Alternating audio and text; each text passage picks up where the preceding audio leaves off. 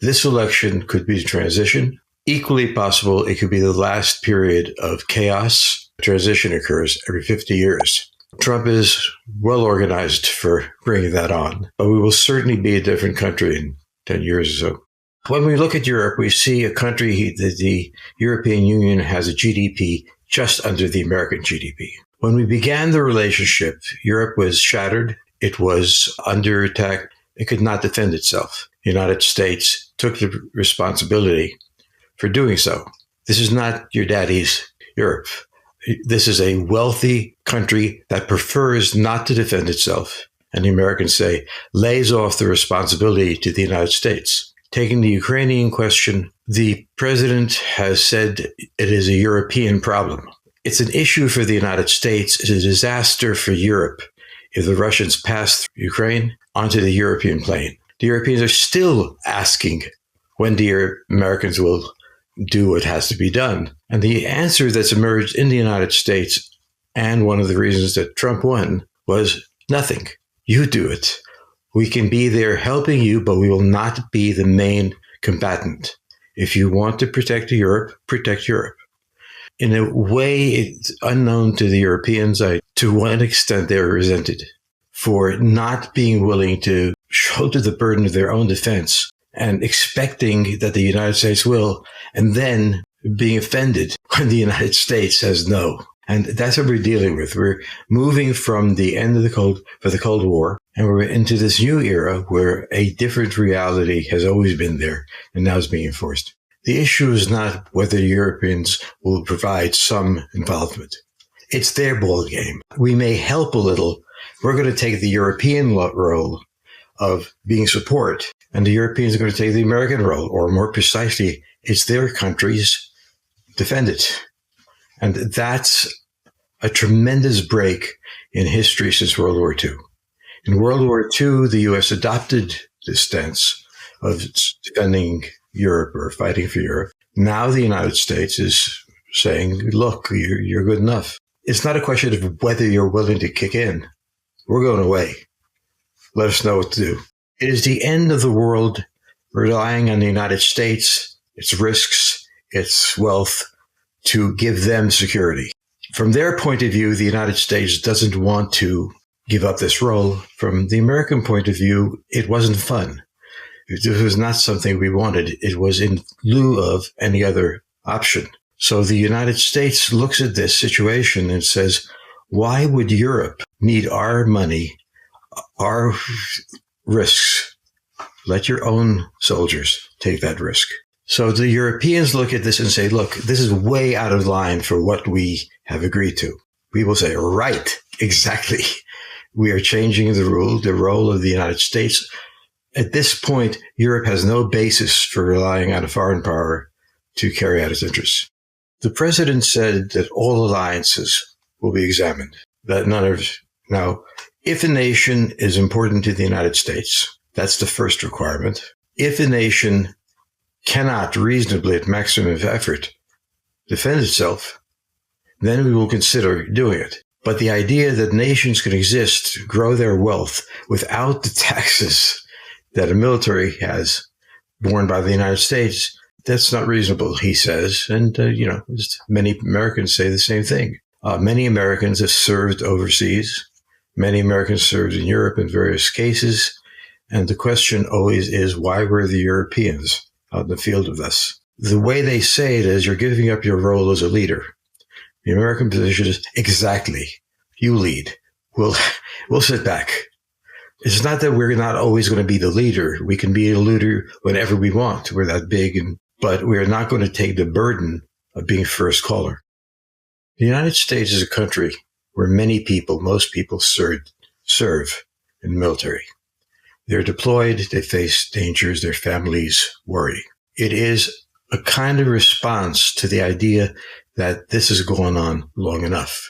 Many nations are going to be re-examined, as is normal. Taiwan, too, maybe we will choose to defend it. But no nation has an automatic right to demand American defenses. Taiwan probably would be defended. It's in the American interest to contain the Chinese. And they spend a lot of time and money in the military. the countries that we would have the most problem with are the ones who don't, or who don't send their kids into combat or anything like that. Taiwanese is standing by. So this is, I think, going to be, I'm not sure, one of the requirements.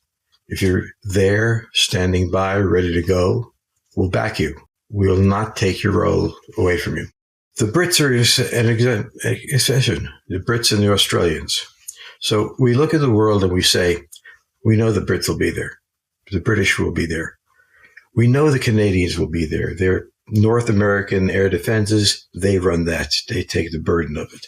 The Australians are now our number one partner, not the Europeans. They're the ones that we put the most money. Whereas they're there for the Chinese, on the Chinese issue. Who else do we have that we know would come and stand with us? The Europeans have failed to act as they could have. Now they have serious problems. We're looking forward to seeing how they help it, to solve it. Yes, we'll come to, if they said, look, we need X amount of time to form a defense, okay? Would you guys, who are already deployed, take that role? What are we supposed to say about the French? In what sense are they allies? Or in what sense are they part of the alliance? So this is not an abandonment of the alliance as a belief that the alliance abandoned us in part. Yes, the British will always be there. We'll always be there for them, as we were. What are we doing with the French and the Italians?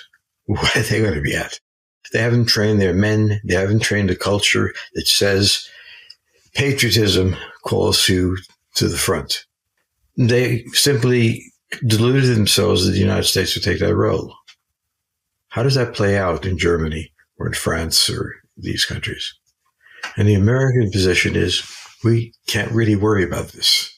If they don't want to be a real country, but have the opinions of a real country, that's the way it is. This is a rational move for the Germans when the Americans are carrying it out. Now the Germans have two possibilities: take action or capitulate and make a deal with the devil or whoever they have to. The Germans have a history that makes them uneasy of militarism. There is, of course, a difference between militarism and patriotism. In many European countries, that love of the country exists in some form, but not in feeling responsible for protecting it.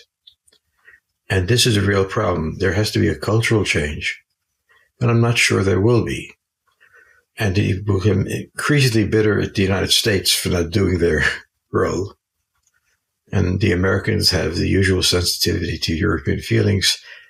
And this is Trump, because Trump has the position, he has the popularity, and he has the attitude of doing this. So whether I approve of it or not doesn't matter. He's going to do it.